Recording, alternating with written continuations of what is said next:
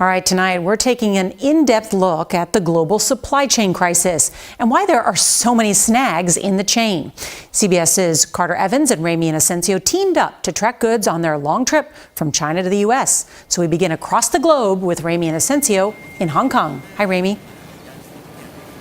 Nora, hi, that's right. The early warnings that we're hearing for American consumers to buy their holiday gifts early really is the result of a perfect storm. The pandemic here in China shuttered a lot of factories, but Americans stuck at home and still with money to burn actually bought more goods. Add to that the shortage of containers, ships, and power.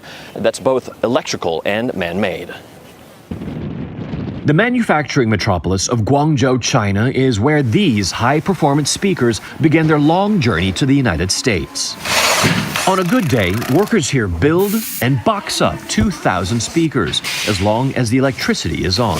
If we're shut down for more than 15 minutes, then it creates a headache. American Philip Robertson runs the factory and says random power outages plaguing China are costing him time and money. A generator keeps the factory running. So electricity from a generator for our application costs me at least 4 times more per hour. China is trying to cut carbon emissions, but cuts in coal production have led to record prices.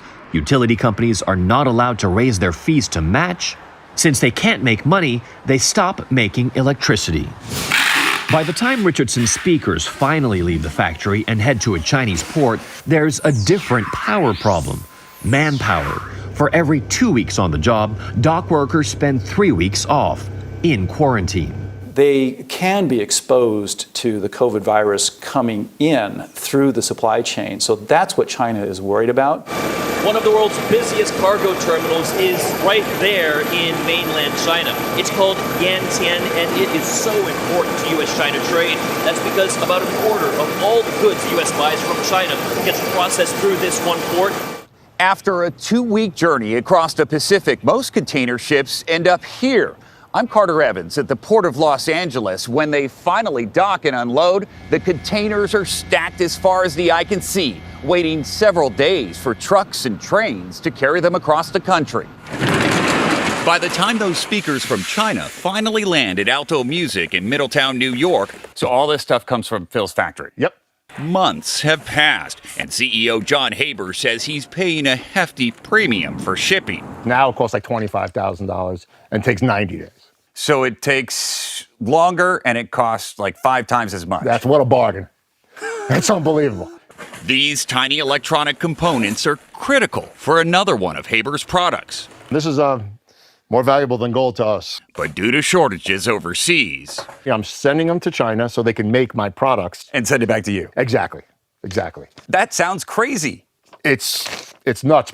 To avoid losing money, he's already raising prices. Do you think they'll come back down? I mean, I've been doing this 30-something years. I never saw a manufacturer raise the price. We're sorry, we feel bad, we're going to bring them back down. Once they go up, they're staying up. And Americans addicted to fast and cheap Chinese goods are going to continue paying higher prices, at least until the backlog here at the port eases. Right now, there are 77 container ships just waiting to get in here and unload, and more on the way. Nora? Really fascinating. We should make more of that here in America. All right, thanks, Carter.